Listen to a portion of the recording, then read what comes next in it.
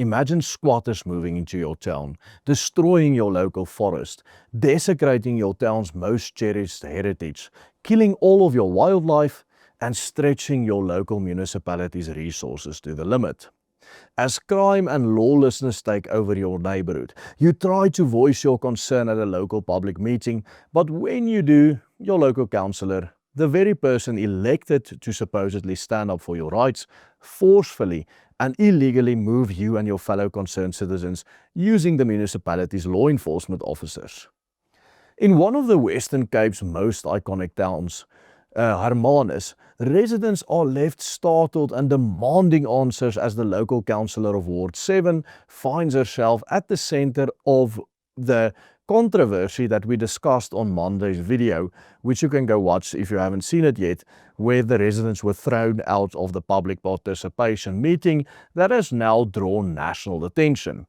And as the details of what is unfolding is revealed, a troubling picture involving allegations of misconduct, contested representation, and deepening fractures between residents of Hermanus and their local government emerges. Stay tuned, because in today's video, you will get the full background of what happened and what led to the escalation in Hermanus that we have seen culminating in the meeting where the residents were thrown out. Tensions are mounting in the Hermanus suburb of Sandbaai, where the Overstrand municipality is now even considering dissolving the Ward 7 committee completely following this highly contentious and now infamous public meeting which took place over the past weekend.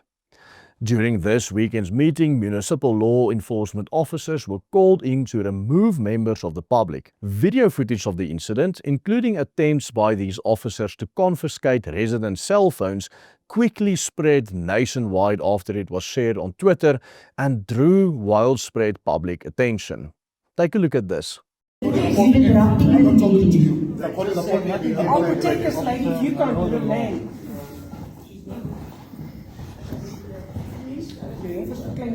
Can you just put your phone down? But residents of Ward 7 argue that this confrontation is merely the latest chapter in a long-running dispute between the residents and the ward councillor. For years, some Sandbaai residents have accused the ward committee of no longer representing the community's interests. Central to these complaints are allegations that the committee has effectively been dominated or captured by the DA ward councillor Heybrie Lombard and her husband Henk Lombard. The aggrieved residents claim that Henk Lombard has represented organizations that allegedly exist only in name, including the so-called Sandbaai Communal Housing Forum and the Ward 7 Ratepayers Association, which effectively only serve as personal platforms for proxy representation for the Lombards to manifest influence over the town. These critics argue that this particular arrangement has granted the Lombards disproportionate influence over all decisions, including contentious developments such as Skulphoek. This, in and of itself, violates municipal regulations which expressly prohibit immediate family members of a councillor from serving on these same ward committees. Formal objections have been lodged over several years. In 2023, ward committee members submitted complaints to both the Western Cape Minister of Local Government and the Public Protector, prompting what officials later indicate would be an investigation. The possible dissolution of the ward committee now unfolds against a backdrop of broader political strain within the municipality, which includes the town of Hermanus. Mayor Archie Klaas, who assumed office in 2024, also faces pressure not only from opposition parties, but also amid reports of growing internal tensions within his own party. The controversy surrounding the Sandbaai Ward Committee did not emerge in isolation. Ward Committee members Christopher Reed has formally raised a series of allegations relating to the composition and functioning of the committee, particularly involving the husband of the councillor, Henk Lombard. The first of these are, of course, nepotism, with claims that Mr. Lombard effectively occupied 2 ward committee seats through proxy representation of community organizations that doesn't exist in real life. Second, are concerns regarding the eligibility of these organizations on the committee.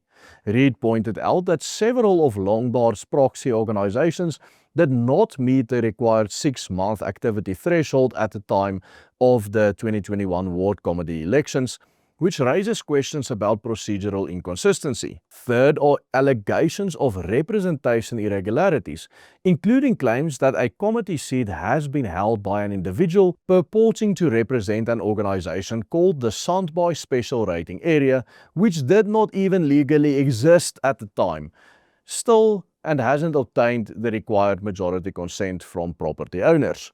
Finally, Reid also highlighted ongoing non-compliance, with critics claiming that mandatory quarterly feedback mechanisms required under municipal governance rules were not observed. Mr. Lombard has of course denied all allegations, asserting that both the Sandbaai Communal Housing Forum and the Sandbaai Ratepayers Association were properly formed, registered with the municipality and active prior to 2021. Which was the ward committee elections. The matter has since moved through multiple institutional channels. Engagements with municipal leadership were followed by the public protector, referring the complaints to the Provincial Department of Local Government. However, subsequent responses from the provincial authority indicated that no investigation is underway and have created uncertainty regarding the status of these allegations and whether anything will ever come from them and whether the Lombards will ever be put to justice. Now, all of this culminated in an episode over the past weekend, which you saw earlier in this video, and where eyewitness accounts confirmed to us at the Willem Petzer Group that the local ward councillor, Ms. Lombard, during this public ward committee meeting, commanded the municipal law enforcement agencies to remove people from this meeting and confiscate any equipment that a citizen was used to legally record this meeting, and also confiscate the cell phones of all other citizens legally recording this meeting. But what gave rise to this incident is the dissatisfaction of the residents in the ward with regard to the squatter camps that are being erected by the masses of economic migrants from the Eastern Cape, settling in what used to be a protected milkwood forest around Hermanus. The agency Birdwatcher is one of the few agencies that have raised alarm about how these illegal squatters are now destroying this milkwood forest, with not only informal dwellings, but also illegal paths carved through the forest and dunes being littered with heaps of rubbish. The wildlife has all but disappeared, with traps set for deer and poaching, and roaming dog packs wreaking havoc, killing and upsetting the fragile harmony of this forest habitat. Moreover, unchecked sewage lines leaked into the forest, and the stench of waste coupled with scattered rubbish all over now characterize this gem of nature which had stood for centuries. And all of this is happening even despite milkwood trees being protected under South African law, meaning that they may not be cut or moved or damaged or even pruned without a permit, because the white milkwood is listed as one of this country's protected trees under the National Forest Act due to the fact that it is a critically endangered species.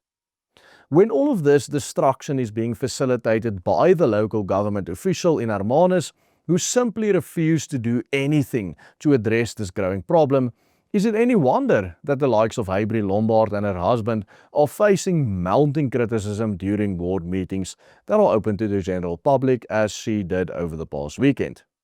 Yet, sadly, the illegal and downright humiliating manner in which members of the general public were removed over the past weekend has radically amplified the problems facing Hermanus. Instead of restoring any confidence, the incident has deepened the mistrust between the residents and the local government, transforming what was already a very volatile governance dispute into a much broader public legitimacy crisis that has gone viral all over the country. Public participation structures meant to give residents a voice, but Lombard and her husband simply abused their powers to turn this weekend's meeting into a symbol of the growing fracture between the people of Hermanus and the local politicians meant to represent them. Earlier this week, I did an in-depth analysis of the meeting itself, where elderly retirees were then forcefully removed by the law enforcement officers. If you haven't seen it yet, you can check it out by clicking on this link appearing on your screen right now. And please do invest in us here at the Willem Petzer Group by becoming a paid member. Only with your support I'll be able to keep making these videos every single day. Goodbye and God bless.